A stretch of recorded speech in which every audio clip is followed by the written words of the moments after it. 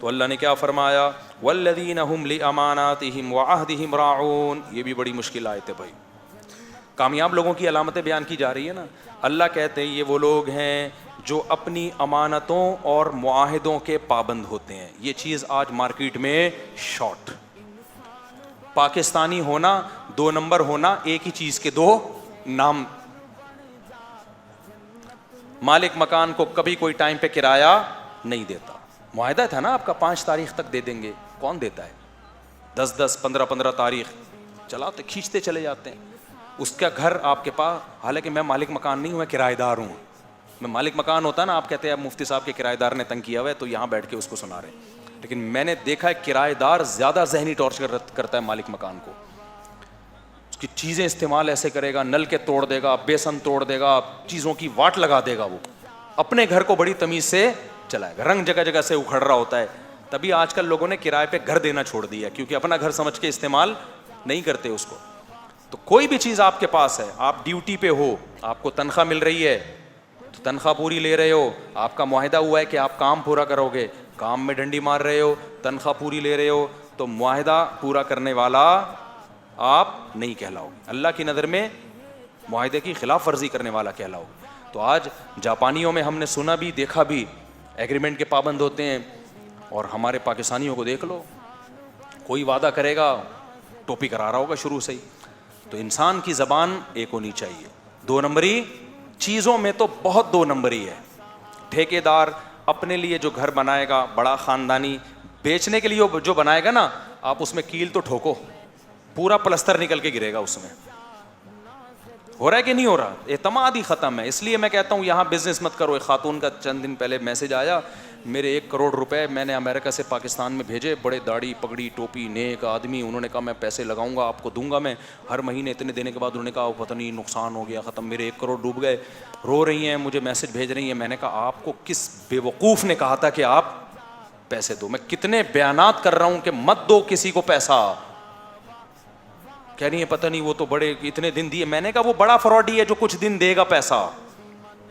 جو پہلے دن ہی لے کے بھاگ جائے وہ چھوٹا فراڈی ہے، اور جو پروفٹ دے رہا ہے نا وہ بڑا فراڈی ہے. کیونکہ میرے پیسے جو لے کے بھاگا تھا 6 مہینے اس نے پروفٹ دیا تھا مجھے، کیونکہ بڑا فراڈی تھا، تبھی زیادہ پیسے لے کے بھاگا ہے. 6 مہینے جب دیا تو ہمیں اعتماد ہو گیا، ہم نے اور دے دیے.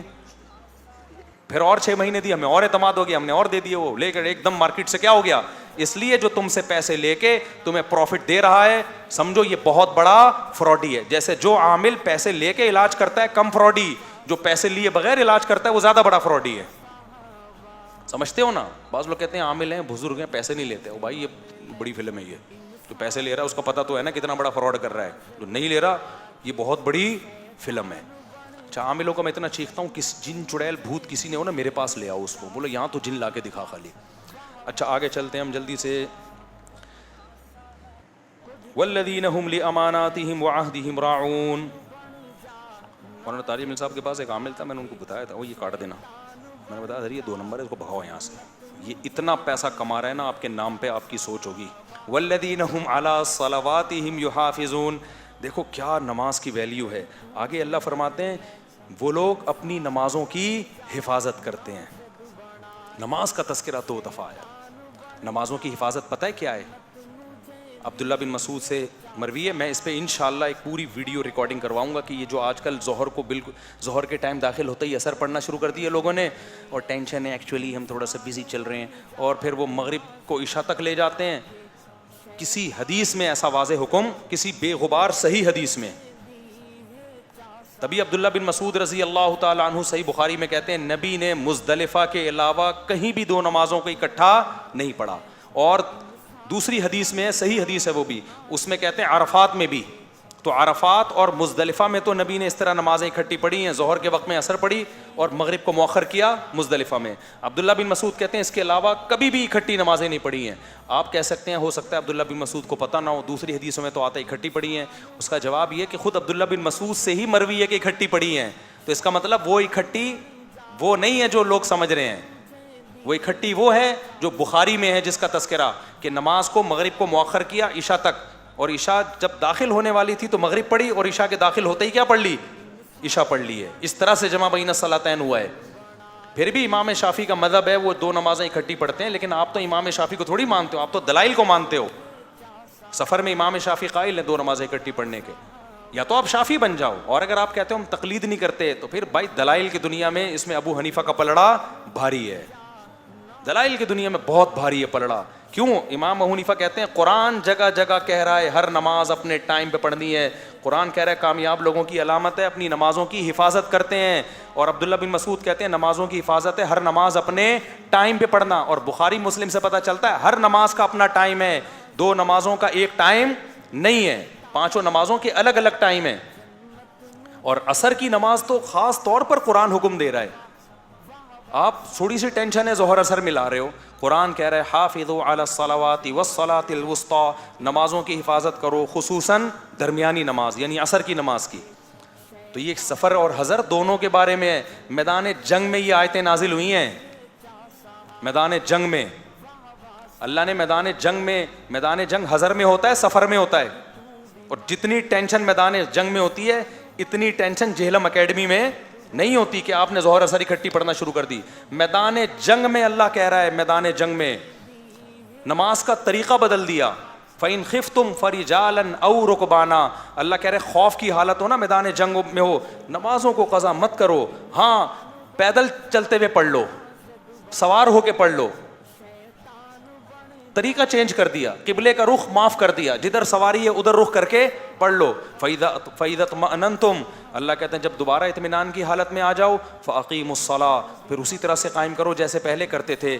اے اللہ اتنی ٹینشن میں تو کیوں ڈال رہا ہے, ہم ظہر کے ساتھ اکٹھی عصر پڑھ لیں گے, اور مغرب اور عشاء میں تو بہت ٹائم ہے, آدھی رات 2:30-3 بجے تک کون لڑتا رہتا ہے, جنگ تھوڑی ہوتی رہتی ہے اتنی, 2:30-3 بجے جا کے مغرب عشاء اکٹھی پڑھ لیں گے. اللہ نے کہا نہیں یہ نہیں کرنا, نماز کا طریقہ میں چینج کر رہا ہوں, ٹائمنگ چینج نہیں کر رہا. کیوں؟ ان الصلاۃ کانت علی المؤمنین کتابا موقوتا, اس لیے کہ نمازیں مومنین پر مقررہ اوقات میں فرض ہیں. ابو حنیفہ کا پلڑا دلائل کی دنیا میں, یہ جو نمازیں اکٹھی کرنے والا مسئلہ اس میں بہت ہی حاوی ہے. اگر آپ تقلید کے قائل نہیں ہیں تو دلائل کی دنیا میں بھی آپ کو ہر نماز اپنے ٹائم پہ پڑھنی پڑے گی. اور پھر میں ریفرنسز کے ساتھ انشاءاللہ اس پہ کلپ ریکارڈ کروانے والا ہوں. وہاں کلپ آئیں گے کہ جو عبداللہ بن عباس کی حدیث ہے نا 2 نمازیں اکٹھی پڑھنے کا مطلب کیا ہے, وہ ساری چیزیں انشاءاللہ مارکیٹ میں آنے والی ہیں. ابھی تو یہ بتانا چاہ رہا ہوں کہ خدا را اپنی نمازوں کو لوگوں کے کہنے میں آ کے ضائع مت کرو. شاپنگ کے لیے جا رہے ہیں تو ظہر کو عصر میں پڑھ رہے ہیں, عصر کو ظہر میں پڑھ رہے ہیں, مغرب کو عشاء میں جا کے پڑھ رہے ہیں, عشاء کو مغرب میں جا کے پڑھ رہے ہیں, یہ کام مت کرو. اللہ نے کیا کہا, والذین هم علی صلواتہم یحافظون, ایمان والوں کی علامت اپنی نمازوں کی, نمازوں میں 5 داخل ہے کہ نہیں, یہ بھی جمع کا صیغہ ہے. اور صلوات یہاں علماء بیٹھے ہیں, جمع قلت نہیں ہے, صرف 3 نمازیں نہیں ہیں, اس میں 3 نمازیں نہیں ہیں. صلوات یہ جمع کثرت میں آتا ہے, جمع سالم ہے یہ, تو اس میں 5 نمازیں آتی ہیں. تو 5 نمازوں کو اپنے ٹائم پہ پڑھیں گے تو اس آیت پر عمل ہوگا. سمجھتے ہو کہ نہیں؟ جلدی اب ملے گا کیا بھائی, اللہ ہم یہ سارا کام کر لیں, ہم نمازوں میں خشوع پیدا کر لیں, تراویح بھی تمیز سے پڑھنا شروع کر دیں. کتنی ٹینشن ہوتی ہے. کچھ لوگ افطاری میں کچھ پکوڑے چھپا کے آئے ہوئے ہوتے ہیں کہ تراویح کے بعد ہم نے کھانے ہیں, ادھر دل لگا ہوا ہوتا ہے. مسجد میں جب اجتماعی افطاریاں ہوتی ہیں تو مؤذن کی جو اذان والی الماری ہے اس کے نیچے بھی کچھ خربوزے چھپے ہوئے ہوتے ہیں. ہمارے دور میں تو ایسا ہی ہوتا تھا, تو اس کی طرف دل لگ رہا ہوتا ہے. تو بڑے مسائل ہوتے ہیں, خشوع کرنا, پھر فرض نماز ہر وقت پابندی سے اپنے ٹائم پہ پڑھنا. بعض دفعہ دل نہیں لگ رہا ہوتا, اور جماعت سے مسجد میں آ کے پڑھنا, اصل میں تو جماعت کا حکم ہے. تو یہ تو اللہ نے بڑی ٹینشن میں ڈال دیا. نظر کی حفاظت بھی کرنی ہے, اپنی بیوی کے علاوہ آپ کے پاس کوئی آپشن نہیں ہے. تو یہ کیا, یہ تو زندگی کیا ہو گئی, بے رونق. لغویات سے بھی بچنا ہے, صدقہ خیرات بھی کرنے ہیں, معاہدوں کی پابندی, یعنی کسٹمر کو جھوٹ نہیں بولنا. یہ تو پروگرام ہی کیا ہو گیا, سارا بڑھ گیا تجارت. کسٹمر کو بتانا ہے کہ بھائی یہ 2 نمبر مال ہے, یہ کیا ہے 1 نمبر ہے. یہ کیا ہو گیا بھائی. جو سیب کی پیٹی میں جیسے سیب اوپر ہے ویسے ہی نیچے بھی رکھنے ہیں. تو یہ کیا ہو گیا, یہ تو زندگی کا مزہ کیا ہو گیا. وہی لطیفہ بڑا پرانا ہو گیا. ایک ٹیچر نے بچوں سے کہا, بچوں وعدہ کرو کبھی جھوٹ نہیں بولو گے. بچوں نے کہا کبھی بھی نہیں بولیں گے مس. بچوں وعدہ کرو کبھی جو ہے نشہ نہیں کرو گے. مس کبھی نشہ نہیں کریں گے. بچوں وعدہ کرو کبھی گرلس کا پیچھا نہیں کرو گے. مس نہیں کریں گے. بچوں وعدہ کرو ملک پہ جان دینے کی باری آئی تو دے دیں گے, انہوں نے کہا دے دیں گے. ایسی زندگی کا ہم نے کرنا بھی کیا ہے جس زندگی میں نہ گرلس کا پیچھا ہے نہ سٹے ہیں, سارا صحیح صحیح گزر رہی ہے, تو کیا کرنا ہے, سب ملک پہ جان ہی قربان کرنی ہے. تو آپ کہہ سکتے ہیں یار یہ تو زندگی کا مزہ کیا ہو گیا, کرکرا, زندگی کا مزہ کیا ہو گیا. انگریز دیکھو کیسے مزے کر رہا ہے, کیسے مزے کی زندگی اس کی, شراب, کباب, نائٹ کلب اور انجوائے, نہ باپ کی ٹینشن نہ ماں کی ٹینشن.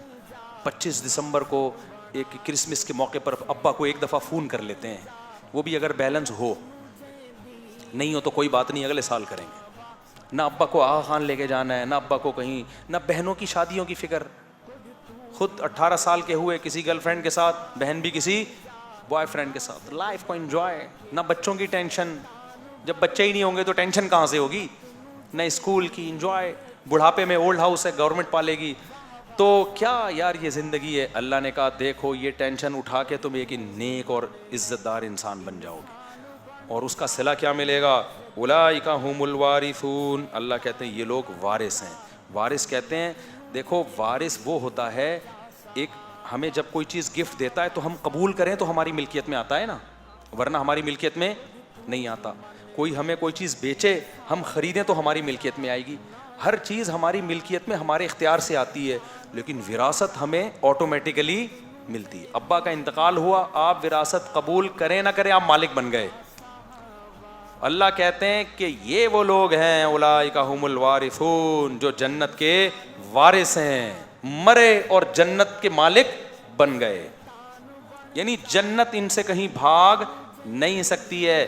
الذین یرثون الفردوس, یہ وہ لوگ ہیں جو جنت الفردوس کے مالک ہیں. ہم فیہا خالدون, ہمیشہ ہمیشہ اس میں رہیں گے. علامہ مناوی رحمہ اللہ ایک بہت بڑے مفسر ہیں, لکھتے ہیں کہ جنت اگر مٹی کا گھروندہ ہوتی نا, ایک چھوٹا سا گاؤں ہوتی پسماندہ, صرف اتنی نعمت مل جاتی ہمیشہ کی زندگی, تو بھی اس دنیا کے سونے کے محلات سے افضل تھی. بتاؤ ڈیفینس کے کسی 1000 گز والے کو کوئی کہہ دے کہ ہم تجھے تھرپارکر میں ایک جھونپڑا دے رہے ہیں, ایک گائے ہوگی, ایک گدھا ہوگا, ایک بھینس ہوگی وہاں پہ, لیکن تیری زندگی 20,000 سال کی ہوگی, وہ فوراً اس کو ترجیح دے گا کہ نہیں دے گا؟ کہے گا یار یہ 5-10 سال رہ گئے یہاں تو وہ بھی یقین نہیں ہے. تو ہمیشہ کی زندگی ہونا ہی ایک بہت بڑی نعمت ہے. اللہ کہتے ہیں یہ کہاں ملے گی, جنت الفردوس میں, جس میں نہریں ہوئیں, جس میں حوریں ہیں, جس میں اللہ کی ایسی وَلَكُمْ فِيهَا مَا تَشْتَهِي أَنفُسُكُمْ, جس چیز کا دل چاہے گا وہ چیز تمہیں ملے گی. آگے اللہ فرماتے ہیں, اب ایک اشکال پیدا ہوتا ہے, یہاں ایتھیس اور ملحد آ جاتے ہیں, فوراً آ کے کہیں گے ابے بھائی اللہ سیاسی وعدے کر رہا ہے, انسان تو مر کے مٹی ہو کے ختم ہو جاتا ہے, اس دنیا میں جو نظر آ رہا ہے وہی ہے گراؤنڈ ریئلٹی, اور ہوائی باتوں کے پیچھے اپنی زندگیوں کو قربان مت کرو, عیاشیوں پہ سمجھوتا مت کرو, مر کے تو مٹی ہو کے ختم ہو جاتے ہیں, کون ہے دوبارہ پیدا کرے گا. بھائی اگر پیدا کرنا تھا جسم تو سلامت رکھتا. تو آگے اللہ اپنے دلائل دیتے ہیں, وَلَقَدْ خَلَقْنَا الْإِنسَانَ مِنْ سُلَالَةٍ مِّن طِينٍ. اللہ کہتے ہیں یہ مت سمجھو مر کے مٹی ہو کے ختم ہو جاؤ گے تو دوبارہ پیدا نہیں ہوگے, پہلے بھی تو مٹی ہی تھے, تو اس نے پہلی دفعہ کیسے پیدا کر دیا, اس وقت کیوں نہیں کہا یہ مٹی ہے یہ پیدا نہیں ہو سکتی. اللہ نے پیدا کر دیا تو کہہ رہے ہیں ہو سکتی ہے, دوبارہ نہیں ہو سکتی.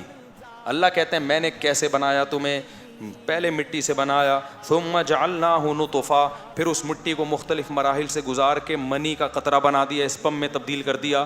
اس مٹی کو دیکھو, اس سے پیدا ہونے والی خوراک کو دیکھو, اور پھر اسپم کو دیکھو, تینوں میں کوئی مناسبت نظر آتی ہے؟ نہیں کوئی مناسبت. اللہ کہتے ہیں میں کر دیتا ہوں. ثم خلقنا النطفة علقة, پھر اس منی کے قطرے کو جمے ہوئے خون میں تبدیل کر دیتا ہوں ماں کے پیٹ میں. ثم فخلقنا العلقة مضغة, پھر اس خون سے میں گوشت کی بوٹی بناتا ہوں. ثم فخلقنا المضغة عظاما, اسی گوشت سے پھر ہڈیاں بنا دیتا ہوں میں, پورا اسٹرکچر بنتا ہے, ڈینٹنگ پینٹنگ کا کام ہو رہا ہے اندر. میں نے جاپان میں وہ جگہ دیکھی ہے جہاں گاڑیاں ٹوٹتی ہیں پھر چمن میں آ کے دوبارہ گاڑیاں جڑتی ہیں, یہ سارے کام درجنوں مزدور کر رہے ہوتے ہیں. لیکن ماں کے پیٹ میں بچہ بن رہا ہے, کوئی مزدور ڈینٹنگ پینٹنگ کا کام نہیں, روٹی چاول گوشت انڈے پراٹھے ڈبل روٹی پیزا برگر جو بھی ماں کھا رہی ہے اس سے کیا بن رہا ہے, ہڈیاں بن رہی ہے, ڈھانچہ بن رہا ہے, اس پہ گوشت چڑھ رہا ہے, آنکھ بن رہی ہے, کان بن رہے ہیں. ماں وہ پیتی ہے افطاری میں جو ہے وہ لیمو کا شربت پیتی ہے, آج کل تو نہیں پیتی ہیں, آج کل تو وہ پی رہی ہیں روح افزا پی رہی ہیں, آج کل بازاری چیزوں کا شوق ہے, کیا کریں بچے بھی پھر بازار جیسے ہی پیدا ہو رہے ہیں, برگر جیسے پیدا ہو رہے ہیں, پلپلے سے. خیر جو بھی کھا رہی ہے اس سے بن کیا رہا ہے بچے کا اسٹرکچر. تو اللہ کہتے ہیں فَخَلَقْنَا الْمُضْغَةَ عِظَامًا فَكَسَوْنَا الْعِظَامَ لَحْمًا, ان ہڈیوں پہ گوشت کیسا چڑھا, لباس پہناتا ہوں گوشت کا. یہ لباس کا لفظ اللہ نے اس لیے استعمال کیا کہ لباس انسان کی زینت ہے, تو انسان کے جسم پہ گوشت بھی انسان کی زینت ہے. اگر یہ ہمارے جسم سے پہ گوشت نہ ہو تو پھر کوئی رشتے کا پیغام کسی کو بھی نہ بھیجے. لکھا ہوتا ہے نا وہ جو بہت ہیوی کرنٹ جہاں ہوتا ہے وہاں ڈھانچہ بنا ہوا ہوتا ہے ڈرانے کے لیے, بتایا جاتا ہے کہ اگر آپ نے اس سے گلے لگے یا چپکنے کی کوشش کی تو چند سیکنڈوں میں یہ آپ کو ایسا بنا دے گا. تو آپ چاہتے ہو کہ آپ ایسے نظر آؤ دیکھنے میں؟ ہم کہتے ہیں نہیں بھائی, تو اس لیے ہم کیا رہتے ہیں, دور رہتے ہیں.